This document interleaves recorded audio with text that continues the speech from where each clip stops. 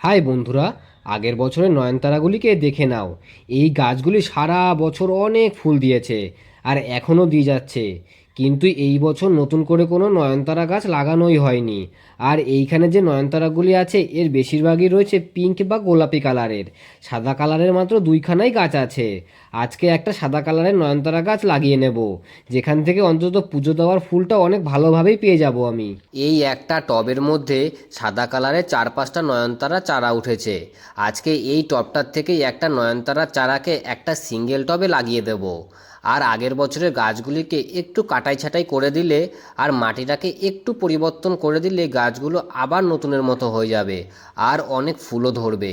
যাই হোক, এইবার টবটার থেকে এখন একটা নয়নতারা চারা তুলে নেব। ভয় পাওয়ার দরকার নেই, সব গাছই বেঁচে যাবে যদি নিচের দিকে লম্বা শিকড়টা একটুখানি থেকে যায়।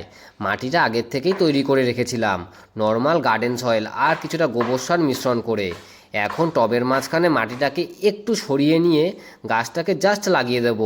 এরপর চারপাশ থেকে একটু মাটি এনে গোড়াটায় দিয়ে দিয়ে আঙুলের প্রেসার দিয়ে একটু টাইট করে দেব, তাহলেই কমপ্লিট। সবশেষে দিয়ে দেব প্রয়োজন মতো জল, আর জলের সঙ্গে মিশিয়ে নিয়েছি 1 চিমটে হিউমিক অ্যাসিড। যাই হোক, এই হিউমিক অ্যাসিড গাছের শিকড়কে দ্রুত সংগঠন করতে অনেক সাহায্য করবে। এইবার